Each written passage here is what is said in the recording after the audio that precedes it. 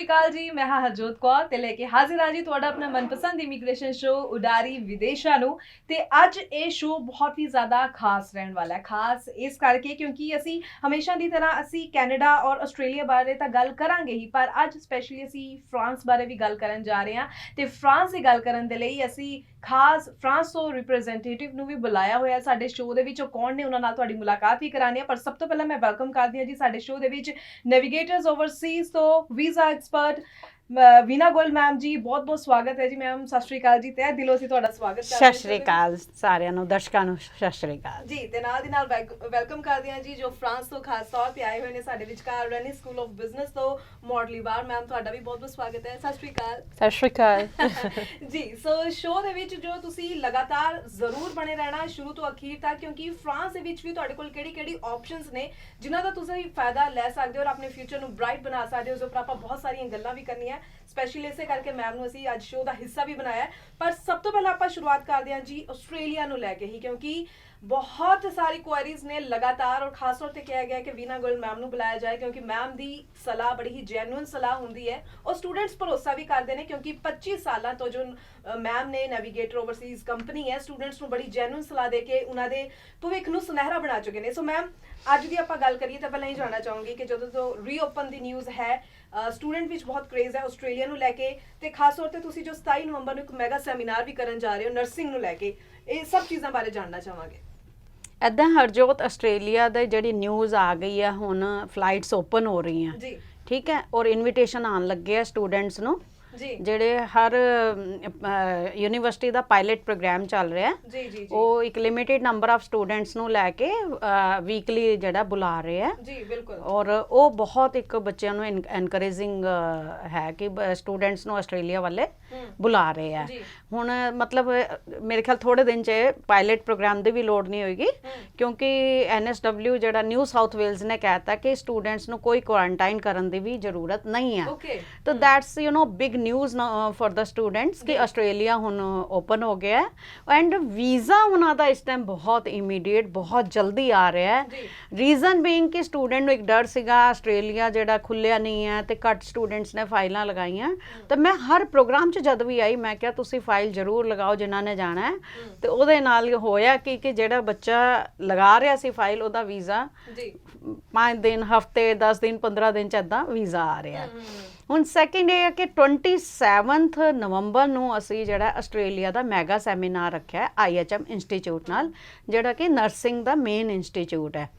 ਤੇ ਉਹਦੇ ਵਿੱਚ ਕੀ ਹੈ, 6 ਬੈਂਡ ਆਇਲਸ ਦੇ ਸਕੋਰ ਦੇ ਨਾਲ student, GNM student post graduation 'ਚ ਜਾ ਸਕਦੇ ਹੈ MSc ਨਰਸਿੰਗ 'ਚ, ਖਾਲੀ 6 ਮੰਥ ਦਾ ਇੱਕ ਫਾਊਂਡੇਸ਼ਨ ਕੋਰਸ ਕਰਕੇ। ਤੇ ਇਹ ਇੱਕ ਬਹੁਤ ਬੜੀ ਨਿਊਜ਼ ਹੈ। ਰੀਜ਼ਨ ਬੀਇੰਗ ਕਿ 6 ਬੈਂਡ ਈਚ ਦੇ ਨਾਲ ਅਦਰਵਾਈਜ਼ ਵੀਜ਼ਾ ਲੈਣਾ ਉਹ ਵੀ MSc ਦੇ ਵਿੱਚ ਬਹੁਤ ਮੁਸ਼ਕਲ ਹੈ। ਉਹਦੇ ਵਾਸਤੇ ਬੱਚੇ 27 ਨਵੰਬਰ ਨੂੰ ਸਾਡੇ ਆਫਿਸ ਵਿਜ਼ਿਟ ਕਰ ਸਕਦੇ ਜਿਹੜੇ ਨਰਸਿੰਗ ਦੇ ਸਟੂਡੈਂਟਸ ਹੈ, ਚਾਹੇ ਉਹ BSc ਕੀਤੀ ਹੋਈ ਹੈ ਚਾਹੇ GNM ਕੀਤੀ ਹੋਈ ਹੈ। ਹੁਣ 6 ਬੈਂਡ ਈਚ ਨਹੀਂ ਹੈ ਤੇ 5.5 ਇੱਕ 'ਚ ਹੈ ਤਾਂ ਵੀ ਉਹ ਕਰ ਸਕਦੇ ਆ, ਕਿਉਂਕਿ ਉਹ ਜਿਹੜਾ ਤੁਹਾਨੂੰ ਐਲੀਕੋਸ ਲਗਾ ਦਿੰਦੇ ਆ। ਤੇ ਇੱਕ ਕਿਉਂਕਿ ਨਰਸਿੰਗ ਪ੍ਰੋਗਰਾਮ 'ਚ ਮੈਂ ਦੇਖਿਆ ਹਰ ਕੈਂਡੀਡੇਟ ਜਿਹੜੀ ਨਰਸਿੰਗ ਕਰਦੀ ਹੈ ਉਹ ਬਾਹਰ ਜਾਣਾ ਚਾਹੁੰਦੇ ਆ, ਪਰ ਆਇਲਸ ਦੇ ਸਕੋਰ 'ਚ ਉਹਨਾਂ ਦਾ ਕਿੱਧਰ ਨਾ ਕਿੱਧਰ ਕੋਈ ਕਮੀ ਪੇਸ਼ੀ ਰਹਿ ਜਾਂਦੀ ਹੈ। ਫੀਸ ਵੀ ਜਿਹੜੀ ਹੈ ਮਾਸਟਰਸ ਪ੍ਰੋਗਰਾਮ ਟੋਟਲ ਦੀ $40,000, ਇਹ ਵੀ ਬਹੁਤ ਕੈਚਿੰਗ ਪੁਆਇੰਟ ਹੈ। ਸਪਾਊਸ ਵੀ ਨਾਲ ਜਾ ਸਕਦਾ ਹੈ ਮਾਸਟਰਸ ਪ੍ਰੋਗਰਾਮ ਦੇ ਵਿੱਚ। ਤੇ ਕਾਫੀ ਸਾਰੇ ਇੱਦਾਂ ਦੇ ਪੁਆਇੰਟਸ ਹੈ ਜਿਹੜਾ ਕਿ ਨਰਸਿੰਗ ਸਟੂਡੈਂਟ ਵਾਸਤੇ ਕਾਫੀ ਜਿਹੜਾ ਕਿ ਅਟਰੈਕਸ਼ਨ ਹੈ। ਤੇ ਉਹਦੇ ਵਾਸਤੇ ਉਹ 27 ਨਵੰਬਰ ਨੂੰ ਸਾਡੇ ਆਫਿਸ ਵਿਜ਼ਿਟ ਕਰ ਸਕਦੇ ਆ ਔਰ ਟੋਟਲ ਇਨਫੋਰਮੇਸ਼ਨ ਲੈ ਸਕਦੇ ਆ। ਇਹਦਾ ਜੋ ਵੀ ਹੈ, ਕਿਉਂਕਿ ਫੀਸ ਵੀ ਘੱਟ ਹੈ ਔਰ ਮਾਸਟਰਸ ਪ੍ਰੋਗਰਾਮ ਡਾਇਰੈਕਟ ਮਿਲ ਰਿਹਾ GNM ਨੂੰ, BSc ਨਰਸਿੰਗ ਵਾਲਿਆਂ ਵਾਸਤੇ ਆਇਲਸ ਬੈਂਡ ਘੱਟ ਤੇ ਉਹ ਐਕਸੈਪਟ ਕਰ ਰਹੇ ਆ। ਇਹ ਕਾਫੀ ਕੁਛ ਹੋਇਆ ਹੈ। ਬਾਕੀ ਜਨਰਲ ਪ੍ਰੋਗਰਾਮਸ ਵਾਸਤੇ ਵੀ ਮੈਂ ਕਹੂੰਗੀ ਆਸਟ੍ਰੇਲੀਆ ਵਾਸਤੇ ਇਸ ਟਾਈਮ ਡੋਰ ਓਪਨ ਹੈ। ਫੈਬ ਦਾ ਕੈਨੇਡਾ ਦੇ ਵਿੱਚ ਇਸ ਟਾਈਮ ਨਹੀਂ ਮਿਲੇਗਾ ਇਨਟੇਕ। US ਦੇ ਵਿੱਚ ਇਸ ਟਾਈਮ ਡੇਟਸ ਮਿਲਣਾ ਬਹੁਤ ਮੁਸ਼ਕਲ ਹੋ ਗਈ। I-20 ਤਾਂ ਬਹੁਤ ਮੁਸ਼ਕਲ ਹੈ ਲੈਣਾ। ਤੇ ਯੂਕੇ ਦੇ ਵੀ ਆਲਮੋਸਟ ਖਤਮ ਹੀ ਹੈ, ਯੂਨੀਵਰਸਿਟੀਜ਼ ਹੁਣ ਐਕਸੈਪਟ ਨਹੀਂ ਕਰ ਰਹੀਆਂ, but Australia is welcoming you, ਤੁਸੀਂ ਆਸਟ੍ਰੇਲੀਆ ਦੇ ਵਾਸਤੇ ਲਾ ਸਕਦੇ ਜੀ ਬਿਲਕੁਲ। ਤੇ ਮੈਮ ਇਹ ਵੀ ਕੁਝ ਡਾਊਟ ਸਟੂਡੈਂਟਸ ਵਿੱਚ ਵੇਖਣ ਨੂੰ ਮਿਲ ਰਹੇ ਨੇ ਕਿ ਜਦੋਂ ਆਪਾਂ ਆਸਟ੍ਰੇਲੀਆ ਦੀ ਗੱਲ ਕਰਦੇ ਹਾਂ, ਉਹ ਕਹਿੰਦੇ ਨੇ ਕਿ ਜੀ ਹਾਲੇ ਤੱਕ ਤਾਂ ਜੋ ਫਲਾਈਟਸ ਓਪਨ ਹੋਣ ਬਾਰੇ ਵੀ ਜੋ ਪ੍ਰੋਪਰ ਜੋ ਹੈ ਇਨਫੋਰਮੇਸ਼ਨ ਨਹੀਂ ਆਈ ਹੈ, ਸੋ ਡਾਊਟਫੁਲ ਕਿਤੇ ਨਾ ਕਿਤੇ ਕੁਝ ਸਟੂਡੈਂਟ ਹਲੇ ਵੀ ਨੇ। ਔਰ ਦੂਸਰੀ ਗੱਲ ਜਦੋਂ ਗੱਲ ਆ ਜਾਂਦੀ ਕਿ ਸਟੂਡੈਂਟ ਦਾ ਕੁਝ ਇਹ ਵੀ ਸਵਾਲ ਰਹਿੰਦਾ ਕਿ ਵੀ ਅਗਰ ਅਸੀਂ ਆਸਟ੍ਰੇਲੀਆ ਸਟੱਡੀ ਵੀਜ਼ਾ ਤੇ ਜਾਂਦੇ ਹਾਂ ਤਾਂ ਪੀਆਰ ਨੂੰ ਲੈ ਕੇ ਆਸਟ੍ਰੇਲੀਆ ਵਿੱਚ ਦਿੱਕਤ ਆਉਂਦੀ ਹੈ। ਦੇਖੋ ਅਸੀਂ we are a student visa consultant, ਠੀਕ ਹੈ, ਮਾਰਾ ਏਜੰਸੀ ਵੀ ਹੈ ਸਾਡੀ ਆਸਟ੍ਰੇਲੀਆ ਦੇ ਵਿੱਚ, ਠੀਕ ਹੈ। ਉਹ ਜਿਹੜੇ ਮਾਰਾ ਏਜੰਸੀ ਹੈ ਸਾਡੀ ਆਸਟ੍ਰੇਲੀਆ ਦੇ ਵਿੱਚ, ਉਹ ਉਹਨਾਂ ਨੂੰ ਗਾਈਡ ਕਰ ਸਕਦੇ ਇਸ ਚੀਜ਼ ਦੇ ਬਾਰੇ, ਰਾਈਟ। ਜਿਹੜਾ ਸਟੂਡੈਂਟ ਇੱਥੋਂ ਜਾਏ ਉਹ ਬੇਸਿਕਲੀ ਜਿਹੜਾ ਕੋਰਸ ਜਿਹੜਾ ਇਨ ਡਿਮਾਂਡ ਹੋਏ ਉਹ ਲੈ ਕੇ ਜਾਏ, ਉਹਨੂੰ ਜਿਹੜੀ ਜਦ ਜੌਬ ਮਿਲ ਗਈ ਤੇ ਬਾਕੀ ਕਿਸੇ ਚੀਜ਼ ਦੀ ਕੋਈ ਪ੍ਰੋਬਲਮ ਨਹੀਂ ਹੈ। ਜਿਹੜੇ ਅੱਜ ਕੱਲ੍ਹ ਕੋਰਸ ਚੱਲ ਰਹੇ ਹੈ, ਪਹਿਲੇ ਉਹ ਦੇਖੇ ਇੰਟਰਨੈਟ ਤੇ ਜਾ ਕੇ ਕਿ ਹਾਈ ਡਿਮਾਂਡ ਕੋਰਸ ਕਿਹੜੇ ਹੈ, ਠੀਕ ਹੈ, ਜਿੱਦਾਂ ਸਾਈਬਰ ਸਿਕਿਉਰਿਟੀ ਹੋ ਗਿਆ, ਬਿਗ ਡਾਟਾ ਐਨਾਲਿਸਿਸ ਹੋ ਗਿਆ, ਕਲਾਊਡ ਕੰਪਿਊਟਿੰਗ ਹੋ ਗਿਆ, ਇੱਦਾਂ ਦੇ ਕਾਫੀ ਸਾਰੇ ਕੋਰਸਿਸ ਹੈ ਜਿਹੜੇ ਕਿ ਬਹੁਤ ਜ਼ਿਆਦਾ ਡਿਮਾਂਡ 'ਚ ਹੈ। ਮੈਂ ਹਰ ਸਟੂਡੈਂਟ ਨੂੰ ਕਹਿੰਦੀ ਹਾਂ ਜਿਹੜੇ +2 ਨਾਨ ਮੈਡੀਕਲ ਕੀਤਾ ਹੋਇਆ ਉਹ ਇੰਜੀਨੀਅਰਿੰਗ ਦੇ ਪ੍ਰੋਗਰਾਮ ਲੈ ਸਕਦੇ ਆ। ਅੱਛਾ, ਜਿਨ੍ਹਾਂ ਨੇ BCA ਵਗੈਰਾ ਕੀਤਾ ਉਹਨਾਂ ਦੇ ਵਾਸਤੇ ਮੈਂ ਪ੍ਰੋਗਰਾਮ ਦੱਸੇ ਕਿ ਇਹ ਵਾਲੇ ਪ੍ਰੋਗਰਾਮ ਅਪਕਮਿੰਗ ਪ੍ਰੋਗਰਾਮ ਹੈ। ਜੇ ਇੱਕ ਆਰਡੀਨਰੀ IT ਵਾਲੇ ਨੂੰ $50,000 ਸੈਲਰੀ ਮਿਲ ਰਹੀ ਹੈ, ਤੇ ਜਿਹੜੇ ਇਹ ਪ੍ਰੋਗਰਾਮ ਮੈਂ ਦੱਸਿਆ big data, cloud computing, cyber security, $80,000 ਤੋਂ ਤੇ ਸਟਾਰਟ ਹੋ ਰਹੀ ਹੈ, $100,000, $110,000 ਇੱਦਾਂ ਸਟਾਰਟਿੰਗ ਪੈਕੇजेस ਮਿਲ ਰਹੇ ਆ, ਜਿਹੜੇ ਕਿ ਉਹ ਸਟਾਰਟਿੰਗ 'ਚ ਹੀ ਕੈਰੀਅਰ ਬਣਾ ਰਹੇ ਆ ਤੁਹਾਡਾ। ਤੇ ਮੇਰੇ ਖਿਆਲ ਜਿਹੜਾ ਸੈਕੰਡ ਕੁਐਸਚਨ ਆ ਉਹਦੀ ਤਾਂ ਕੋਈ ਜ਼ਰੂਰਤ ਹੀ ਨਹੀਂ, ਜਦ ਤੁਹਾਨੂੰ ਸੈਲਰੀਆਂ ਅੱਛੀ ਮਿਲ ਰਹੀਆਂ ਤੇ ਬਾਕੀ ਚੀਜ਼ਾਂ ਤਾਂ ਆਪਣੇ ਆਪ ਆ ਜਾਂਦੀਆਂ। ਜੀ ਬਿਲਕੁਲ ਸਹੀ ਕਿਹਾ ਤੁਸੀਂ। ਤੇ ਜੇਕਰ ਆਪਾਂ ਸਪੈਸ਼ਲੀ ਗੱਲ ਕਰੀਏ ਜੋ 27 ਨਵੰਬਰ ਨੂੰ ਮੈਗਾ ਸੈਮੀਨਾਰ ਤੁਹਾਡੀ ਕੰਪਨੀ ਵੱਲੋਂ ਕਰਵਾਇਆ ਜਾ ਰਿਹਾ, ਤੇ ਇੱਥੇ ਮੈਂ ਜ਼ਰੂਰ ਜਾਣਨਾ ਚਾਹੂੰਗੀ ਕਿ ਇੱਥੇ ਖਾਸ ਤੌਰ ਤੇ ਆਪਾਂ ਇਹ ਦੇਖ ਰਹੇ ਹਾਂ ਕਿ ਨਰਸਿੰਗ ਨੂੰ ਲੈ ਕੇ ਬਹੁਤ ਸਾਰੀ ਡਿਮਾਂਡ ਆਸਟ੍ਰੇਲੀਆ ਤੋਂ ਕਈ ਅਸੀਂ ਕਿਉਂਕਿ ਚੀਜ਼ਾਂ ਸੁਣ ਰਹੇ ਹਾਂ ਵੀ ਡਿਮਾਂਡ ਕਾਫੀ ਜ਼ਿਆਦਾ ਹੈ ਨਰਸਿੰਗ ਨੂੰ ਲੈ ਕੇ। ਇਸ ਸਮੇਂ ਅਸੀਂ ਕਹਿ ਸਕਦੇ ਹਾਂ ਕਿ ਬੈਸਟ ਓਪਰਚੁਨਿਟੀ ਹੈ ਨਰਸਿੰਗ ਸਟੂਡੈਂਟਸ ਵਾਲਿਆਂ ਲਈ। ਦੇਖੋ ਨਰਸਿੰਗ ਵਾਸਤੇ ਤੇ ਮੈਂ ਤੁਹਾਨੂੰ ਪਹਿਲੇ ਹੀ ਦੱਸਦਾ ਕਿ ਇਟਸ ਗੋਲਡਨ ਓਪਰਚੁਨਿਟੀ ਕਿ ਜਿੰਨੇ ਘੱਟ ਬੈਂਡ 'ਚ ਉਹ ਐਕਸੈਪਟ ਕਰ ਰਹੇ ਆ, ਠੀਕ ਹੈ। ਵੀਜ਼ਾ ਸਕਸੈਸ ਰੇਟ ਵੀ ਬਹੁਤ ਅੱਛਾ ਹੈ। ਬਾਕੀ ਮੈਂ ਤੁਹਾਨੂੰ ਦੂਜੇ ਪ੍ਰੋਗਰਾਮ ਵੀ ਦੱਸਿਆ, ਜਨਰਲ ਪ੍ਰੋਗਰਾਮ, ਕਿ ਆਸਟ੍ਰੇਲੀਆ ਇਸ ਟਾਈਮ ਵੈਲਕਮਿੰਗ ਹੈ ਕਿਉਂਕਿ ਜਿਸ ਓਪਨ ਹੋ ਰਿਹਾ, ਓਪਨ ਹੋਣ ਦੇ ਸਾਰੇ ਵੀਜ਼ਾ ਬਹੁਤ ਜ਼ਿਆਦਾ ਦੇਣਗੇ। ਬਸ ਇਹ ਚੋਣ ਸਹੀ ਹੋਣਾ ਚਾਹੀਦਾ। ਉਹਨਾਂ ਦਾ ਕੀ ਹੈ, ਤੁਸੀਂ 3-4 ਚੀਜ਼ਾਂ ਦੇਖ ਲਓ ਕਿ ਗੈਪ ਬਹੁਤ ਜ਼ਿਆਦਾ ਨਹੀਂ ਹੋਣਾ ਚਾਹੀਦਾ। ਜਦ +2 ਕੀਤੀ ਹੋਈ ਹੈ ਸਟੂਡੈਂਟ ਨੇ, 1 ਸਾਲ ਤੋਂ ਜ਼ਿਆਦਾ ਗੈਪ ਐਕਸੈਪਟ ਨਹੀਂ ਕਰਦੇ, ਠੀਕ ਹੈ। ਜਦ ਗ੍ਰੈਜੂਏਸ਼ਨ ਕੀਤੀ ਹੋਈ ਹੈ 5 ਇਅਰਸ ਦਾ, ਬਟ ਉਹ ਗੈਪ ਜਸਟੀਫਾਈ ਹੋਣਾ ਚਾਹੀਦਾ ਤੁਹਾਡਾ, ਰਾਈਟ। ਪਰਸੈਂਟੇਜ ਉਹਨਾਂ ਦੀ ਆਲਮੋਸਟ 60% ਜਿਹੜੀ ਮਿਨੀਮਮ +2 ਵਾਲੇ ਸਟੂਡੈਂਟ ਨੂੰ ਉਹ ਮਤਲਬ ਡਿਮਾਂਡ ਕਰਦੇ ਆ ਕਿ ਐਟਲੀਸਟ 60% ਹੋਏ। ਕੁਝ ਇੰਸਟੀਚਿਊਟਸ 55% 'ਚ ਲੈ ਲੈਂਦੇ ਆ। ਗ੍ਰੈਜੂਏਸ਼ਨ ਵਾਲੇ ਬੱਚੇ ਦੀ ਜਿਹੜੀ ਹੈ ਡਿਪੈਂਡ ਕਰਦਾ ਹੈ 55, 60, 65, 70% ਅਲੱਗ-ਅਲੱਗ, ਕਿਉਂਕਿ ਸਾਡੇ ਕੋਲ ਕੁਝ ਯੂਨੀਵਰਸਿਟੀਜ਼ ਹੈ ਕਿ ਜਿਹੜੇ ਕਿ ਜਦ ਬੱਚੇ ਦੀ 78% ਹੈ ਤੇ ਡਾਇਰੈਕਟਲੀ ਉਹਨਾਂ ਨੂੰ ਆਲਮੋਸਟ 50% ਤੱਕ ਵੀ ਸਕਾਲਰਸ਼ਿਪ ਲੱਗ ਰਹੀ ਹੈ, ਠੀਕ ਹੈ। ਜਿਹੜਾ ਆਪਾਂ ਹਜੇ ਗੱਲ ਨਹੀਂ ਕੀਤੀ ਸਕਾਲਰਸ਼ਿਪ ਦੀ, ਇਸ ਟਾਈਮ ਆਸਟ੍ਰੇਲੀਆ ਦੀ ਯੂਨੀਵਰਸਿਟੀ ਸਕਾਲਰਸ਼ਿਪ ਬਹੁਤ ਜ਼ਿਆਦਾ ਦੇ ਰਹੀ ਹੈ। ਅੱਜ ਵੀ ਇੱਕ ਬੱਚੇ ਦਾ ਜਿਹੜਾ ਆਫਰ ਲੈਟਰ ਆਇਆ ਹੈ ਉਹਦਾ 6000 ਪਰ ਐਨਮ ਦੀ ਜਿਹੜੀ ਸਕਾਲਰਸ਼ਿਪ ਲੱਗੀ ਹੈ। $6,000 +2 ਵਾਲਾ ਸਟੂਡੈਂਟ ਹੈ ਤੇ $18,000 ਦੀ ਉਹਦੀ ਸਕਾਲਰਸ਼ਿਪ ਲੱਗ ਗਈ। ਦੈਟ ਮੀਨਸ 1 ਸਾਲ ਆਲਮੋਸਟ ਉਹਦਾ ਫ੍ਰੀ ਹੋ ਗਿਆ। ਤੇ ਇਹ ਇੱਕ ਕੈਚਿੰਗ ਪੁਆਇੰਟ ਹੈ ਸਟੂਡੈਂਟ ਵਾਸਤੇ ਕਿ ਜਦ ਸਕਾਲਰਸ਼ਿਪ ਇੰਨੀ ਜ਼ਿਆਦਾ ਲੱਗ ਰਹੀ ਹੈ, ਖਾਲੀ ਉਹਨਾਂ ਨੇ ਜਿਹੜਾ ਮੇਨ ਧਿਆਨ ਰੱਖਣਾ ਹੈ ਬਹੁਤ ਜ਼ਿਆਦਾ ਗੈਪ ਨਹੀਂ ਐਕਸੈਪਟ ਕਰਦੇ। ਆਇਲਸ ਥੋੜਾ ਅੱਛਾ ਸਕੋਰ ਹੋਣਾ ਚਾਹੀਦਾ, ਪਰਸੈਂਟੇਜ ਠੀਕ ਹੋਏ, ਤੇ ਆਸਟ੍ਰੇਲੀਆ ਦੇ ਵੀਜ਼ੇ ਵਾਸਤੇ ਕੋਈ ਪ੍ਰੋਬਲਮ ਨਹੀਂ ਹੈ। SOP ਬਹੁਤ ਅੱਛੀ ਬਣਾਓ। ਜਿਹੜੀ SOP ਹੈ ਨਾ ਸਟੂਡੈਂਟ ਦੀ, ਉਹ ਆਸਟ੍ਰੇਲੀਆ ਵਾਲੇ ਬਹੁਤ ਅੱਛੀ, ਇਹ ਨੈਟ ਤੋਂ ਕਾਪੀ ਨਹੀਂ ਹੋਣੀ ਚਾਹੀਦੀ ਹੈ। ਉਹਦੇ ਵਿੱਚ ਪਲੈਗਰਿਜ਼ਮ ਆ ਜਾਂਦਾ, ਵੀਜ਼ਾ ਡਿਨਾਈ ਹੋ ਜਾਂਦਾ ਹੈ। ਬਹੁਤ ਸਾਰੇ ਪੁਆਇੰਟ ਹੈ। ਆਸਟ੍ਰੇਲੀਆ ਟੈਕਨੀਕਲ ਹੈ। ਆਸਟ੍ਰੇਲੀਆ ਜਿਹੜਾ ਹਰ ਕੋਈ ਜਣਾ ਖਣਾ ਏਜੰਸੀ ਨਹੀਂ ਕਰ ਸਕਦੀ। ਇੱਕ ਬੜਾ ਕੁਆਲੀਫਾਈਡ ਜਿਹੜੀ ਏਜੰਸੀਆਂ ਉਹੀ ਕੰਮ ਕਰ ਸਕਦੀਆਂ। ਨੈਵੀਗੇਟਰ ਨੂੰ ਅੱਜ ਕੰਮ ਕਰਦੇ 25 ਸਾਲ ਹੋ ਗਏ ਹਰ ਕੰਟਰੀ ਦਾ, ਤੇ ਮੇਰੇ ਖਿਆਲ ਅਸੀਂ ਬਹੁਤ ਅੱਛੀ ਤਰ੍ਹਾਂ ਗਾਈਡ ਕਰ ਸਕਦੇ ਹਾਂ। 24/7 ਅਸੀਂ ਸਟੂਡੈਂਟਸ ਨੂੰ ਸਰਵਿਸਿਜ਼ ਦਿੰਦੇ ਹਾਂ। ਗੱਲ ਕਰੀਏ ਤਾਂ ਨੈਵੀਗੇਟਰ ਓਵਰਸੀਜ਼ ਵੱਲੋਂ 27 ਨਵੰਬਰ ਨੂੰ ਮੈਗਾ ਸੈਮੀਨਾਰ ਜੋ ਕਰਵਾਇਆ ਜਾ ਰਿਹਾ, ਸਪੈਸ਼ਲੀ ਨਰਸਿੰਗ ਵਾਲਿਆਂ ਲਈ ਇੱਕ ਬੈਸਟ ਓਪਰਚੁਨਿਟੀ ਹੈ ਸੈਮੀਨਾਰ, ਜਿੱਥੇ ਤੁਸੀਂ ਹਰ ਇੱਕ ਚੀਜ਼ ਜਾਣ ਸਕੋਗੇ ਕਿ ਕੀ ਆਪਸ਼ਨਸ ਤੁਹਾਨੂੰ ਅਵੇਲੇਬਲ ਨੇ ਆਸਟ੍ਰੇਲੀਆ ਵਿੱਚ। ਤਾਂ ਇਸ ਲਈ ਤੁਸੀਂ ਇੱਕ ਵਾਰੀ ਜ਼ਰੂਰ ਅਗਰ ਜਾਣਾ ਚਾਹੁੰਦੇ ਹੋ ਤਾਂ ਕਾਲ ਕਰਕੇ ਵੀ ਜੋ ਹੈ ਰਜਿਸਟ੍ਰੇਸ਼ਨ ਕਰਾ ਲਓ। ਰਜਿਸਟ੍ਰੇਸ਼ਨ ਚਾਰजेस ਬਿਲਕੁਲ ਵੀ ਕੁਝ ਨਹੀਂ ਹੈ। ਤਾਂ ਸਕਰੀਨ ਤੇ ਲਗਾਤਾਰ ਨੰਬਰ ਵੀ ਡਿਸਪਲੇ ਹੋ ਰਿਹਾ, ਇਸ ਉੱਪਰ ਕਾਲ ਕਰ ਸਕਦੇ ਹੋ ਜੇਕਰ ਤੁਸੀਂ ਵਿਜ਼ਿਟ ਕਰਨਾ ਚਾਹੋ ਇਹਨਾਂ ਦੇ ਆਫਿਸ। ਤਾਂ ਚੰਡੀਗੜ੍ਹ 35C ਵਿੱਚ ਹੈ ਇਹਨਾਂ ਦਾ ਆਫਿਸ, ਤੇ ਇਸ ਦੇ ਨਾਲ ਹੀ ਬਟਾਲਾ ਅਤੇ ਪਠਾਨਕੋਟ ਵਿੱਚ ਵੀ ਇਹਨਾਂ ਦੇ ਆਫਿਸ ਨੇ, ਜਿੱਥੇ ਤੁਹਾਨੂੰ ਨੇੜੇ ਲੱਗੇ ਉੱਥੇ ਤੁਸੀਂ ਵਿਜ਼ਿਟ ਕਰ ਸਕਦੇ ਹੋ। ਤੇ ਮੈਮ ਇੱਕ ਵਾਰੀ ਜ਼ਰੂਰ ਚਾਹੂੰਗੀ ਕਿ ਤੁਸੀਂ ਦਰਸ਼ਕਾਂ ਨੂੰ ਇਸ ਮੈਗਾ ਸੈਮੀਨਾਰ ਬਾਰੇ ਕਿ ਕਿੱਥੇ ਹੋਣ ਜਾ ਰਿਹਾ ਹੈ ਔਰ ਕਿੰਨੇ ਵਜੇ ਤੋਂ ਲੈ ਕੇ ਕਿੰਨੇ ਵਜੇ ਤੱਕ ਰਹੇਗਾ ਸੈਮੀਨਾਰ। 11 ਵਜੇ ਤੋਂ ਲੈ ਕੇ 3 ਤੋਂ 4 ਵਜੇ ਤੱਕ ਹੈ ਜੀ। ਚੰਡੀਗੜ੍ਹ ਆਫਿਸ 'ਚ ਹੀ ਹੈ, ਚੰਡੀਗੜ੍ਹ ਨੈਵੀਗੇਟਰ ਓਵਰਸੀਜ਼ 'ਚ ਜੀ। ਤੇ ਇੱਥੇ ਹੀ ਸੈਮੀਨਾਰ ਹੈ। ਬਾਕੀ ਇਹ ਤੁਸੀਂ ਕਿਹਾ ਨਾ ਕਿ ਜਿਹੜੇ ਕੋਈ ਚਾਰਜ ਨਹੀਂ ਕਰ ਰਹੇ, ਜੀ। ਅਸੀਂ ਟੋਟਲ ਈਵਨ ਚਾਰਜ ਆਇਲਸ ਦਾ ਵੀ ਨਹੀਂ ਕਰਦੇ। ਜੇ ਸਟੂਡੈਂਟ ਸਾਡੇ ਕੋਲ ਆਂਦਾ ਹੈ ਆਇਲਸ ਪੀਟੀ ਕੁਝ ਵੀ ਕਰ ਰਿਹਾ, ਅਸੀਂ ਉਹਦਾ ਵੀ ਕੋਈ ਚਾਰਜ ਨਹੀਂ ਕਰਦੇ। ਤੇ ਇਸ ਕਰਕੇ ਔਰ ਸਟੂਡੈਂਟ ਦਾ ਮੇਰੇ ਤਾਂ ਇੱਕ ਟਰਸਟ ਬਹੁਤ ਬਣਿਆ ਹੋਇਆ, ਕਿਉਂਕਿ ਮੈਨੂੰ ਕੰਮ ਕਰਦੇ ਬਹੁਤ ਸਾਲ ਹੋ ਗਏ। ਤੇ ਜਿਹੜੇ ਮੇਰੇ ਸਟੂਡੈਂਟ 15 ਸਾਲ ਪਹਿਲੇ ਗਿਆ, ਕੋਈ 20 ਸਾਲ ਪਹਿਲੇ ਗਿਆ, ਉਹਨਾਂ ਦੇ ਜਿਹੜੇ ਕੋਈ ਬ੍ਰਦਰ ਸਿਸਟਰ ਜਾਣ ਪਛਾਣ ਦੇ ਆਂਦੇ ਤੇ ਕਹਿੰਦੇ ਵੀਨਾ ਮੈਡਮ ਤੋਂ ਹੀ ਮਿਲਣਾ ਹੈ ਅਸੀਂ। ਤੇ ਦੈਟਸ ਮਤਲਬ ਇੱਕ ਅੱਛੀ ਫੀਲਿੰਗ ਹੁੰਦੀ ਹੈ ਕਿ ਸਟੂਡੈਂਟ ਦਾ ਇੱਕ ਟਰਸਟ ਬਣਿਆ ਹੋਇਆ ਹੈ। ਮੋੜ ਮੈਡਮ ਦੇ ਜਿਹੜੇ ਮੈਂ ਯੂਨੀਵਰਸਿਟੀ 'ਚ ਭੇਜੇ ਆ ਫਰਾਂਸ, ਉਹ ਬੱਚੇ ਮੇਰੇ ਹਮੇਸ਼ਾ WhatsApp ਤੇ ਰਹਿੰਦੇ ਹਮੇਸ਼ਾ। ਮਤਲਬ that's a very good feeling ਕਿ ਜਦ ਕਿਧਰੇ ਜਾਂਦੇ ਆ ਦੇ ਯੂਜ਼ ਟੂ ਸੈਂਡ ਈਵਨ ਮੈਂ ਜਿਹੜੇ ਰਿਜੈਕਸ਼ਨ ਵਾਲੇ ਸਟੂਡੈਂਟਸ ਤੇ ਕੈਨੇਡਾ ਦੇ ਬਾਕੀ ਕੰਸਲਟੈਂਸੀਜ਼ ਤੋਂ ਉਹਨਾਂ ਦੇ ਵੀਜ਼ੇ ਲਗਵਾਏ ਜਦ ਮੈਂ, ਤੇ ਜਾ ਕੇ 에ਅਰਪੋਰਟ ਤੋਂ ਵੀ ਮੈਨੂੰ ਫੋਟੋਜ਼ ਭੇਜ ਰਹੇ ਆ। ਦੈਟਸ ਵੈਰੀ ਗੁੱਡ ਫੀਲਿੰਗ ਕਿ ਸਟੂਡੈਂਟਸ ਨੂੰ ਇੰਨਾ ਟਰਸਟ ਹੈ ਮੇਰੇ ਤੇ। ਐਂਡ ਸੱਚੀ ਉਸ ਚੀਜ਼ ਦੇ ਮੈਂ ਤੁਹਾਨੂੰ ਐਕਸਪਲੇਨ ਨਹੀਂ ਕਰ ਸਕਦੀ ਕਿ ਕਿੰਨਾ ਅੱਛਾ ਲੱਗਦਾ ਜਦ ਮੇਰੇ ਸਟੂਡੈਂਟਸ ਜਿਹੜੇ ਉਹ ਮੇਰੇ ਬੱਚਿਆਂ ਤੋਂ ਵੀ ਜ਼ਿਆਦਾ ਉਹਨਾਂ ਦੇ ਵਾਸਤੇ ਮੇਰੀ ਫੀਲਿੰਗ ਹੈ ਕਿ ਉਹ ਜਦ ਟਰਸਟ ਕਰਦੇ ਉਹਨਾਂ ਦਾ ਕੰਮ ਹੁੰਦਾ ਹੈ। I used to feel very happy. And ਇੱਕ ਸਟੂਡੈਂਟ ਦਾ ਕੇਸ ਸੀਗਾ ਫਰਾਂਸ ਦੇ ਵਿੱਚ ਮੋੜ ਮੈਡਮ ਕੋਲ, ਤੇ ਉਹ ਬੱਚੇ ਦੇ ਕੁਝ ਬਹੁਤ ਪ੍ਰੋਬਲਮ ਸੀਗੀਆਂ ਐਂਡ ਇਹਨਾਂ ਨੇ ਮੇਰੀ ਆਊਟ ਆਫ ਦਾ ਵੇ ਜਾ ਕੇ ਹੈਲਪ ਕੀਤੀ। ਉਸ ਬੱਚੇ ਦਾ ਵੀਜ਼ਾ ਆਇਆ, now she is in France with her. ਤੇ ਇਹਨਾਂ ਨੇ ਮਤਲਬ ਆਊਟ ਆਫ ਦਾ ਵੇ ਜਾ ਕੇ ਜਦ ਯੂਨੀਵਰਸਿਟੀਆਂ ਹੈਲਪ ਕਰਦੀਆਂ ਨਾ, ਉਹ ਅਸੀਂ ਬਹੁਤ ਇੰਜੋਏ ਕਰਦੇ ਹਾਂ। ਜੀ। ਪਰ ਮੈਂ ਵੀ ਗੱਲ ਜ਼ਰੂਰ ਤੁਹਾਡੀ ਤਾਰੀਫ ਲਾਇਕ ਬਣਦੀ ਹੈ ਕਿ ਜਿੱਥੇ ਅੱਜ ਦੇ ਟਾਈਮ ਵਿੱਚ ਹਰ ਇੱਕ ਚੀਜ਼ ਨੂੰ ਕਮਰਸ਼ੀਅਲਾਈਜ਼ ਕਰਦਾ ਜਾਂਦਾ ਹੈ, ਤਾਂ ਤੁਸੀਂ ਫ੍ਰੀ ਆਇਲਸ ਵੀ ਕਰਾ ਰਹੇ ਹੋ, ਫ੍ਰੀ ਪੀਟੀ ਵੀ ਕਰਵਾ ਰਹੇ ਹੋ। ਹਰਜੋਤ, ਇਹ ਹੈ ਕਿ ਸ਼ਾਇਦ ਮੈਂ ਕਮਰਸ਼ੀਅਲ ਨਹੀਂ ਬਣ ਸਕੀ, ਕਿਉਂਕਿ ਮੈਂ ਜਿਹੜਾ ਇੱਕ ਵਰਡ ਕਹਿ ਰਹੀ ਹਾਂ 25 ਸਾਲ ਤੋਂ ਕੰਮ ਕਰ ਰਹੀ ਹਾਂ ਨਾ, ਉਹ ਜਿਹੜੀ ਸਾਡੀ ਜਨਰੇਸ਼ਨ ਆ ਨਾ ਇਮੋਸ਼ਨਲੀ ਇਨਵੋਲਵਡ ਹੁੰਦੀ ਹੈ। ਜਿਹੜਾ ਅੱਜ ਦਾ ਟਾਈਮ ਹੈ ਉਹ ਕਮਰਸ਼ਲੀ ਇਨਵੋਲਵਡ ਹੁੰਦਾ। ਇਹ ਦੋਨਾਂ ਚੀਜ਼ਾਂ 'ਚ ਫਰਕ ਹੈ। ਮੇਰਾ ਇੱਕ ਜਿਹੜਾ ਮੈਂ ਸਪਿਰਿਚੁਅਲਿਜ਼ਮ 'ਚ ਵੀ ਰਹਿੰਦੀ ਹਾਂ, ਤੇ ਸ਼ਾਇਦ ਮੇਰਾ ਇੱਕ ਉਹ ਹੈ ਕਿ ਰੱਬ ਨੂੰ ਜਵਾਬ ਦੇਣਾ, ਇਸ ਕਰਕੇ ਮੈਂ ਕਦੀ ਕਿਸੇ ਬੱਚੇ ਨਾਲ ਕੋਈ ਗਲਤ ਨਹੀਂ ਕਰ ਸਕਦੀ, ਨਾ ਮੈਂ ਉਹਨਾਂ ਨੂੰ ਗਲਤ ਗਾਈਡ ਕਰ ਸਕਦੀ। ਹਾਂ, ਅਸੀਂ ਫ੍ਰੀ ਇਸ ਕਰਕੇ ਕਰਾਉਂਦੇ ਹਾਂ ਜੇ ਸਟੂਡੈਂਟ ਜਿਹੜਾ ਇੰਨਾ ਪੈਸਾ ਬਾਹਰ ਜਾਣ ਵਾਸਤੇ ਲਗਾ ਰਿਹਾ ਹੈ, ਠੀਕ ਹੈ, ਉਹ ਹਰ ਜਗ੍ਹਾ ਜੇ ਆਇਲਸ ਇੰਸਟੀਚਿਊਟ 'ਚ ਜਾਏਗਾ ਉਹ ਸੋਚੇਗਾ ਕਿ ਬੱਚਾ ਲੰਬਾ ਚੱਲੇ, 4 ਮਹੀਨੇ ਦੀ ਕੋਚਿੰਗ ਲੈ, 5 ਮਹੀਨੇ ਦੀ ਲੈ, ਜਿਹੜੇ ਬੱਚੇ ਨੂੰ 2 ਮਹੀਨੇ ਦੀ ਜ਼ਰੂਰਤ ਹੈ, ਤੇ ਉਹਦਾ ਕਿੰਨਾ ਬਜਟ ਹਿੱਲ ਰਿਹਾ।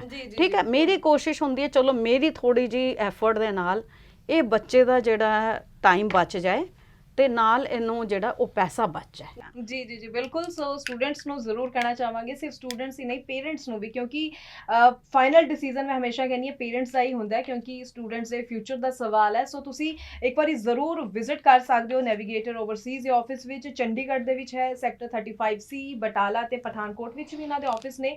ਜਿੱਥੇ ਤੁਹਾਨੂੰ ਨੇੜੇ ਲੱਗੇ ਉੱਥੇ ਤੁਸੀਂ ਸਿਰਫ ਆਪਣੇ ਡਾਕੂਮੈਂਟਸ ਲੈ ਕੇ ਜ਼ਰੂਰ ਪਹੁੰਚੋ, ਕਿਉਂਕਿ ਡਾਕੂਮੈਂਟਸ ਦੇਖ ਕੇ ਹੀ ਸਹੀ ਤਰੀਕੇ ਨਾਲ ਅਸੈਸਮੈਂਟ ਕੀਤੀ ਜਾ ਸਕਦੀ ਹੈ, ਤੁਹਾਨੂੰ ਗਾਈਡ ਕੀਤਾ ਜਾ ਸਕਦਾ ਹੈ। ਤੇ ਹੁਣ ਤੱਕ ਹਜ਼ਾਰਾਂ ਹੀ ਸਟੂਡੈਂਟ ਜੋ ਨੇ ਵੀਨਾ ਗੋਇਲ ਮੈਮ ਦੀ ਗਾਈਡੈਂਸ ਦੇ ਨਾਲ ਸਹੀ ਤਰੀਕੇ ਨਾਲ ਚੱਲਦੇ ਹੋਏ ਆਪਣਾ ਵਿਦੇਸ਼ ਜਾਣ ਦਾ ਸੁਪਨਾ ਸਾਕਾਰ ਕਰ ਸਕੇ ਨੇ। ਸੋ ਤੁਸੀਂ ਵੀ ਉਸ ਲਿਸਟ ਵਿੱਚ ਆਪਣਾ ਨਾਮ ਸ਼ਾਮਿਲ ਕਰ ਸਕਦੇ ਹੋ ਜੇਕਰ ਤੁਸੀਂ ਵੀਨਾ ਗੋਇਲ ਮੈਮ ਦੀ ਗਾਈਡੈਂਸ ਲੈਂਦੇ ਹੋ, ਕਾਉਂਸਲਿੰਗ ਲੈਂਦੇ ਹੋ ਉਹਨਾਂ ਤੋਂ ਕਿ ਕਿਸ ਤਰੀਕੇ ਨਾਲ ਜਾਣਾ ਚਾਹੀਦਾ, ਕਿਉਂਕਿ ਕਈ ਵਾਰੀ ਸਟੂਡੈਂਟ ਦੀ ਪ੍ਰੋਫਾਈਲ ਪਹਿਲਾਂ ਬਹੁਤ ਅੱਛੀ ਹੁੰਦੀ ਹੈ, ਕੁਝ ਅਜਿਹੇ ਏਜੰਟਸ ਦੇ ਥਰੂ ਤੁਸੀਂ ਚਲੇ ਜਾਂਦੇ ਹੋ ਕਿ ਤੁਸੀਂ ਆਪਣੀ ਚੰਗੀ ਭਲੀ ਪ੍ਰੋਫਾਈਲ ਨੂੰ ਖਰਾਬ ਕਰ ਲੈਂਦੇ ਹੋ। ਸੋ ਇਸ ਲਈ ਅਸੀਂ ਕਹਿੰਦੇ ਹਾਂ ਕਿ ਮਾਹਿਰ ਸਲਾਹ ਦਾ ਹੋਣਾ ਬਹੁਤ ਜ਼ਰੂਰੀ ਹੈ, ਕਿਉਂਕਿ ਸਵਾਲ ਜੋ ਹੈ ਤੁਹਾਡੇ ਭਵਿੱਖ ਦਾ ਹੁੰਦਾ, ਤੁਹਾਡੇ ਫਿਊਚਰ ਦਾ ਹੁੰਦਾ। ਇਸ ਲਈ ਅਣਗਹਿਲੀ ਨਾ ਵਰਤਿਆ ਕਰੋ। ਜੋ ਤੁਸੀਂ ਸੋਚ ਹੋਣਾ ਕਿ ਆਪਾਂ ਫਰਾਂਸ ਬਾਰੇ ਕਦੋਂ ਗੱਲ ਕਰਾਂਗੇ, ਸੋ ਫਾਈਨਲੀ ਹੁਣ ਆਪਾਂ ਫਰਾਂਸ ਬਾਰੇ ਗੱਲ ਕਰਦੇ ਹਾਂ। ਤੇ ਮੋਡਲਿੰਗ ਮੈਮ ਤੋਂ ਮੈਂ ਜ਼ਰੂਰ ਜਾਣਨਾ ਚਾਹੂੰਗੀ ਕਿ I would like to know more about France. Why should students choose France, especially when we are talking about Rennie School of Business? Oh, thank you very much for asking. So, sorry, मेरे हिंदी अच्छा नहीं है. But now You can speak in English. That's okay. Perfect. Thank you so much. I will translate. Not a problem. All right. So why should you consider France as an Indian student today? But first, France was the only country that had an air bubble with India since the 1st of July 2020. Indeed. We never stopped having flights, which means that a student with a visa could always travel. And visa was where students were reopened as early as August 2020. Only stopped for about a month and a half in 2021, and definitely has been pretty open for that. The reason is India and France have very strong ties. It's not only in education, it's in all the subjects, and particularly economic, but also definitely diplomatic area. So France is choosing India. India should choose France for that reason. But if we're looking more at maybe what you'll be interested in, France is the size of Rajasthan. That's the size of our country. And you have there 3 schools that are in the top 5 in the world. And we're talking about business and management today. I'm going to focus on that. You have HEC, ESSEC, INSEAD. Those schools you have heard of. They are fighting directly for the first rank in the world every year with Harvard and Stanford. Imagine having those 3. The equivalent here in India, I am Ahmedabad, I am Bangalore, I am Kolkata, all of them in Rajasthan. You imagine the impact on the... So they are equivalent to Rennes. In fact, what happens is that for a country of that size, we have this kind of competition locally, okay? And that makes that 25% of the top 100 institutions in the world in business and in management and in finance, they are French. Yeah. So when you come to France, this is the quality you're going to be expecting. And Rennes School of Business is obviously one of those schools. Our program, our MSc in International Finance, is 24th best in the world. In financial time ranking. मेरे ख्याल में थोड़ी जी translation कर दिੰनी आ ਜਿਹੜੇ ਨਹੀਂ ਸਮਝ ਸਕਦੇ English ਤੇ ਹੈ ਨਾ ਤੇ ਇਹਦੇ ਵਿੱਚ ਬੇਸਿਕਲੀ ਮੋੜ ਮੈਡਮ ਇਹ ਕਹਿ ਰਹੇ ਆ ਕਿ ਜਿਹੜਾ ਅਸੀਂ ਨਾ ਕੋਵਿਡ ਦੇ ਟਾਈਮ ਵੀ ਕੋਈ ਸਟਾਪ ਨਹੀਂ ਕੀਤਾ ਇਨਟੇਕ ਪ੍ਰੋਪਰ ਚੱਲ ਰਹੇ ਸੀ ਕਿਉਂਕਿ ਇੰਡੀਆ ਐਂਡ ਫਰਾਂਸ ਦੇ ਬਹੁਤ ਸਟਰੋਂਗ ਰਿਲੇਸ਼ਨਸ਼ਿਪ ਹੈ ਠੀਕ ਹੈ ਬਿਜ਼ਨਸ ਮੈਨੇਜਮੈਂਟ ਕੋਰਸਿਸ ਜਿਹੜਾ ਰੈਨਿਸ ਬਿਜ਼ਨਸ ਸਕੂਲ ਆਫ ਮੈਨੇਜਮੈਂਟ ਚ ਦਿੱਤੇ ਜਾ ਰਹੇ ਆ ਉਹ ਬੈਸਟ ਵਰਲਡ ਦੇ ਕੋਰਸਿਸ ਹੈ ਟੌਪ ਰੈਂਕਿੰਗ ਇੰਸਟੀਚਿਊਟਸ 'ਚ ਇਹਨਾਂ ਦੇ ਕੋਰਸਿਸ ਆਉਂਦੇ ਆ ਐਂਡ ਮੇਰੇ ਖਿਆਲ ਜ਼ਿਆਦਾ ਇਹ ਹੁਣ ਕੋਰਸਿਸ ਦੇ ਬਾਰੇ ਡਿਟੇਲ 'ਚ ਦੱਸਣਗੇ ਤੁਹਾਨੂੰ ਮੇਰੇ ਖਿਆਲ ਉਹ ਜ਼ਿਆਦਾ ਅੱਛਾ ਹੈ ਔਰ ਕਿੰਨੇ ਟਾਈਮ ਦਾ ਪੋਸਟ ਸਟੱਡੀ ਵਰਕ ਪਰਮਿਟ ਮਿਲਦਾ ਹੈ ਇਹ ਵੀ ਮੈਡਮ ਆਪ ਦੱਸਣਗੇ ਕਿਉਂਕਿ ਮੈਂ ਤੁਹਾਨੂੰ ਵਿੱਚ ਪ੍ਰੋਗਰਾਮ ਦੇ ਵਿੱਚ ਦੱਸਿਆ ਸੀਗਾ ਕਿ ਕਿੱਦਾਂ ਆਊਟ ਆਫ ਦਾ ਵੇ ਜਾ ਕੇ ਵੀ ਇਹਨਾਂ ਨੇ ਸਾਡੇ ਸਟੂਡੈਂਟਸ ਦੀ ਹੈਲਪ ਕੀਤੀ ਹੈ ਇੱਕ ਬੱਚੇ ਦਾ ਵੀਜ਼ਾ ਨਹੀਂ ਲੱਗਿਆ ਉਹਦਾ ਰਿਜੈਕਸ਼ਨ ਹੋਈ ਦਿੱਲੀ ਐਮਬੈਸੀ ਤੋਂ ਇਹਨਾਂ ਨੇ ਬੈਂਗਲੋਰ ਐਮਬੈਸੀ ਤੋਂ ਅਪਾਇੰਟਮੈਂਟ ਲੈ ਕੇ ਉੱਥੇ ਮਤਲਬ ਸ਼ੀ ਯੂਜ਼ ਟੂ ਹੈਲਪ ਅ ਲੋਟ ਹਰ ਤਰ੍ਹਾਂ ਤੋਂ ਔਰ ਇੱਦਾਂ ਨਹੀਂ ਮਤਲਬ ਲਾਸਟ ਜਿਹੜਾ ਇਹਨਾਂ ਦਾ ਹੁੰਦਾ ਨਾ ਕਿ ਬੱਚੇ ਦਾ ਵੀਜ਼ਾ ਡਿਸੀਜ਼ਨ ਦੈਨ ਉਹਦੇ ਬਾਅਦ ਉੱਥੇ ਜਾ ਕੇ ਵੀ ਉਹ ਬੱਚੇ ਜਿਹੜੇ ਆ ਮੋੜ ਮੈਡਮ ਨੂੰ ਕੰਟੈਕਟ ਕਰਦੇ ਆ ਕਦੇ ਵੀ ਇਹ ਨਹੀਂ ਕਿ ਫੋਨ ਨਹੀਂ ਚੱਕਦੇ ਔਰ ਇਹਨਾਂ ਦੀ ਹੈਲਪ ਨਹੀਂ ਕਰਦੇ ਕਿਸੇ ਵੀ ਜੀ if I ask more about Rennes School of Business, which type of profiles can apply for your institute? So if you're an Indian student who have studied in English medium from secondary onwards, we won't ask you for an IELTS. Of course, we will check your level of English through your 12s and through interviews, but we won't ask for an IELTS. Otherwise, it's 6.5 that you need to have. For most of our program, you don't need neither a GMAT or a GRE score. We look at profile holistically. We want people that are first division students. We are a triple accredited school. We are one of the top 100 in the world. Financial Times ranking, QS ranking. We are triple accredited, and that says a lot. And so we are this kind of school, so we need students that have a chance to succeed with us. You don't need to speak French, if the question were there. Absolutely not. 95% of our professors are not French. They are coming from 45 nationalities. So they teach in English and in English only. So you're guaranteed to be taught in English, but you get a chance to learn French. French is a language that is spoken in 50 countries in the world, either at their first or their second language. So it's a skill that is going to be really powerful in your profile if you do acquire that. And the better way to do it is to come to France and learn it. But it's definitely not going to impact your possibility to get into France if you don't speak French before. you get an opportunity. It's not a constraint. ਜੀ ਬਿਲਕੁਲ ਸੋ ਇਹ ਬਿਲਕੁਲ ਸਾਫ਼ ਤੌਰ ਤੇ ਕਹਿ ਰਹੇ ਨੇ ਅਗਰ ਤੁਸੀਂ ਫਰਾਂਸ ਲਈ ਇੱਥੇ ਅਪਲਾਈ ਕਰਨਾ ਚਾਹੁੰਦੇ ਹੋ ਜ਼ਰੂਰੀ ਨਹੀਂ ਹੈ ਕਿ ਤੁਹਾਨੂੰ ਫ੍ਰੈਂਚ ਲੈਂਗੁਏਜ ਆਉਂਦੀ ਹੋਵੇ ਉੱਥੇ ਸਾਰੇ ਇੰਗਲਿਸ਼ ਵਿੱਚ ਹੀ ਤੁਹਾਡੀ ਸਟੱਡੀਜ਼ ਹੋਣੀਆਂ ਨੇ ਤੇ ਮੈਮ ਤੁਹਾਡੇ ਤੋਂ ਮੈਂ ਹੋਰ ਜਾਣਨਾ ਚਾਹਾਂਗੀ ਜਿਵੇਂ ਡਾਇਰੈਕਟ ਟਾਈਪਸ ਹੁੰਦੇ ਇਸ ਤਰ੍ਹਾਂ ਨਾਲ ਰਿਪਰੈਜ਼ੈਂਟੇਟਿਵਸ ਤੁਸੀਂ ਬੁਲਾਉਂਦੇ ਹੋ ਤੇ ਇੱਕ ਸਟੂਡੈਂਟਸ ਦਾ ਜੋ ਹੈ ਟਰਸਟ ਲੈਵਲ ਹੋਰ ਜ਼ਿਆਦਾ ਬਿਲਡ ਹੁੰਦਾ ਹੈ ਕਿ ਜਿੱਥੇ ਤੁਸੀਂ ਕਾਲਜ ਯੂਨੀਵਰਸਿਟੀਜ਼ ਜਾਂ ਇੰਸਟੀਚਿਊਟਸ ਵਿੱਚ ਸਟੂਡੈਂਟਸ ਨੂੰ ਭੇਜ ਰਹੇ ਹੋ ਉਹ ਤੁਹਾਡੇ ਕੋਲ ਆਉਂਦੇ ਨੇ ਤੁਸੀਂ ਅੱਜ ਸਾਡੇ ਸ਼ੋਅ ਵਿੱਚ ਵੀ ਇਹਨਾਂ ਨੂੰ ਲੈ ਕੇ ਆਏ ਹੋ ਸੋ ਸਟੂਡੈਂਟਸ ਨੂੰ ਜੋ ਹੈ ਡਾਇਰੈਕਟ ਚੀਜ਼ਾਂ ਹੋਰ ਸਿੱਖਣ ਨੂੰ ਜਾਣਨ ਨੂੰ ਮਿਲਦੀਆਂ ਨੇ ਮੈਡਮ ਜਿਹੜੀ ਹੈ ਮੋਡ ਮੈਡਮ ਜਿੱਦਾਂ ਇਹ ਕਹਿ ਰਹੇ ਸੀਗੇ ਕਿ ਆਇਲ 6.5 ਚਾਹੀਦਾ ਹੈ otherwise MOI medium of instruction English ਮਤਲਬ ਜਦ ਬੱਚੇ ਨੇ ਆਇਲਸ ਨਹੀਂ ਕੀਤੀ ਹੈ ਬਟ ਉਸ ਦੀ ਕਮਿਊਨੀਕੇਸ਼ਨ ਸਕਿੱਲ ਅੱਛੀ ਹੈ ਔਰ ਇੰਗਲਿਸ਼ ਮੀਡੀਅਮ ਸਕੂਲ ਤੋਂ ਪੜ੍ਹਿਆ ਤੇ ਖਾਲੀ MOI medium of instruction English ਦਾ ਇੱਕ ਲੈਟਰ ਹੁੰਦਾ ਹੈ ਉਹ ਦੇ ਕੇ ਵੀ ਉਹ ਆਪਣਾ ਲੈ ਸਕਦੇ ਆ ਐਡਮਿਸ਼ਨ ਐਂਡ ਉੱਥੇ ਜਿਹੜਾ ਇਹ ਨਹੀਂ ਕਿ ਫ੍ਰੈਂਚ ਬੋਲਣੀ ਪਏਗੀ ਕਿਉਂਕਿ ਉੱਥੇ 45 ਨੈਸ਼ਨੈਲਿਟੀਜ਼ ਦੇ ਪ੍ਰੋਫੈਸਰਸ ਹੈ ਜਿਨ੍ਹਾਂ ਤੋਂ ਪੜ੍ਹਨਾ ਉਹ ਆਪ ਫ੍ਰੈਂਚ ਨਹੀਂ ਬੋਲਦੇ ਤੇ ਇਸ ਕਰਕੇ ਇੰਗਲਿਸ਼ ਮੀਡੀਅਮ 'ਚ ਹੀ ਪੜ੍ਹਨਗੇ ਐਂਡ ਫ੍ਰੈਂਚ ਉਹਨਾਂ ਨੂੰ ਸਿੱਖਣ ਦਾ ਮੌਕਾ ਮਿਲੇਗਾ ਕਿਉਂਕਿ ਉਹ ਫਰਾਂਸ 'ਚ ਹੈ ਔਰ ਵਰਲਡ ਦੀ ਜਿਹੜੀ ਤੁਹਾਨੂੰ ਵੀ ਪਤਾ ਹੋਏਗਾ ਕੈਨੇਡਾ ਦੇ ਵਿੱਚ ਜਿਹੜੀ ਹੈ ਸੈਕੰਡ ਲੈਂਗੁਏਜ ਫ੍ਰੈਂਚ ਹੈ ਤੇ ਬੱਚੇ ਜਾਣ ਕੇ ਫ੍ਰੈਂਚ ਕਰਨਾ ਚਾਹੁੰਦੇ ਹੁਣ ਤੁਸੀਂ ਕਹਿ ਰਹੇ ਹੋ ਕਿ ਜਿਹੜੇ ਡਾਇਰੈਕਟ ਰੈਪਸ ਨੂੰ ਬੁਲਾਉਂਦੇ ਆ ਉਸ ਤੋਂ ਜਦ ਸਟੂਡੈਂਟ ਰੈਪ ਤੋਂ ਮਿਲਦਾ ਹੈ ਜਾਂ ਜਦ ਇਹ ਡਾਇਰੈਕਟ ਕਿਉਂਕਿ ਹੁਣ ਸਮਝੋ ਇਹ ਸਾਡੇ ਨਾਲ ਹੈ ਅਸੀਂ ਕੋਈ ਪਰਟੀਕੂਲਰ ਸਟੂਡੈਂਟ ਦਾ ਕਿਸੇ ਵੀ ਤਰ੍ਹਾਂ ਦਾ ਅਸੀਂ ਇਹਨਾਂ ਨੂੰ ਪੁੱਛ ਸਕਦੇ ਹਾਂ ਕਿ ਬੱਚੇ ਦੀ ਐਲੀਜੀਬਿਲਟੀ ਜੇ ਥੋੜੀ ਬਹੁਤ ਨਹੀਂ ਬਣਦੀ ਇਹਨਾਂ ਨੂੰ ਕਹਿ ਕੇ ਪੁਸ਼ ਕਰਾ ਦਿੰਦੇ ਐਪਲੀਕੇਸ਼ਨ ਹੈ ਨਾ ਔਰ ਹੈ ਨਾ ਕਿਸੇ ਵੀ ਆਊਟ ਆਫ ਦਾ ਵੇ ਜਾ ਕੇ ਇਹਨਾਂ ਦੀ ਕੋਈ ਵੀ ਹੈਲਪ ਕਰਨੀ ਕੋਈ ਇੰਟਰਵਿਊ ਪ੍ਰੈਪਰੇਸ਼ਨ ਕਿਸੇ ਟਾਈਪ ਦੀ ਹੈ ਜਾਂ ਕੋਈ ਵੀ ਬੱਚੇ ਦੇ ਉੱਥੇ ਜਾ ਕੇ ਕੋਈ ਪ੍ਰੋਬਲਮ ਆ ਰਹੀ ਹੋਏ ਅਕਮੋਡੇਸ਼ਨ ਦੀ ਕੁਝ ਕੋਈ 에ਅਰਪੋਰਟ ਪਿਕਅਪ ਫ੍ਰੀ ਦਿੰਦੇ ਆ 에ਅਰਪੋਰਟ ਪਿਕਅਪ ਵਗੈਰਾ ਤੇ ਇਹ ਚੀਜ਼ਾਂ ਦੀ ਬਹੁਤ ਹੈਲਪ ਹੁੰਦੀ ਹੈ ਜਦ ਰੈਪ ਸਾਡੇ ਕੋਲ ਆਉਂਦੇ ਆ ਇੱਕ ਰਿਲੇਸ਼ਨ ਬਿਲਡਿੰਗ ਹੁੰਦੀ ਹੈ ਹੁਣ ਕੈਨੇਡਾ ਦੇ ਕਾਫੀ ਸਾਰੇ ਰੈਪ ਮੇਰੇ WhatsApp ਤੇ ਰਹਿੰਦੇ ਆ ਤੇ ਉਹਨਾਂ ਨੂੰ ਕੋਈ ਆਫਰ ਲੈਟਰ ਲੇਟ ਆਇਆ ਕੁਛ ਹੈ ਇਮੀਡੀਏਟ ਅਸੀਂ ਉਹਨਾਂ ਨੂੰ ਕੰਟੈਕਟ ਕਰਦੇ ਆ ਇਹਨਾਂ ਨੂੰ ਇਮੀਡੀਏਟ ਜੇ ਵਰਲਡ 'ਚ ਜਿਹੜੇ ਵੀ ਇੰਸਟੀਚਿਊਟ ਹੈ